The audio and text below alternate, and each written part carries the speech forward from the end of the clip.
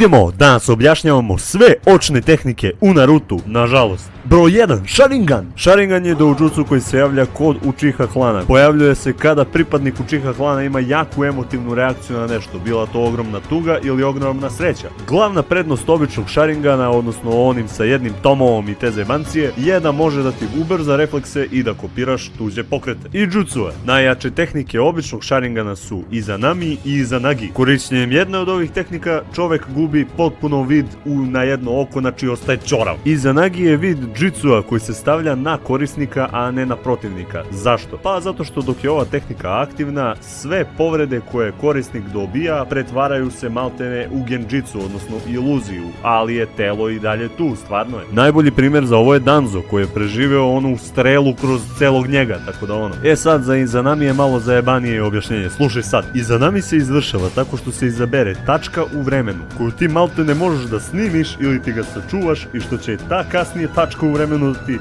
pomogne za nadalje. Ne znam kako sam ovo uspio da objasnim. Mangekyo Sharingan. Mangekyo Sharingan je u principu malo jača verzija običnog Sharingana, ali da bi ga dobio moraš da doživiš neku jebenu traumu, da ti iskoče oči iz glave, znači bukvalno da se ono muški zajebeš u životu. Sad, pošto je Mangekyo Sharingan specifičan za svakog korisnika, svako ima različite tehnike. Tehnika broj 1, Amaterasu. Amaterasu je crni plamen koji se ispaljuje iz oka i on večno gori, ne možete da ga ugasite i samo možda dogorite. Međutim, Amaterasu postaje beskoristan za čoveka koji može sam sebi da odseče ruku ili da se regeneriše ili tako nešto, tako da ono, nije ništa specijalno. Tsukuyomi, ovo je tehnika koju vidimo da najviše koristi Itachi. On može da ubaci bilo kog čoveka koji ga gleda u oči u jednu vrstu iluzije. U toj iluziji on može da mu radi šta hoće i on će samo psihički da bude bukvalno ubijen. Tu može da mu stvori iluziju da je 200 godina tu ili 10 minuta, nije ni bitno, ali možda ga jebe, ovaj ne može da uradi ništa.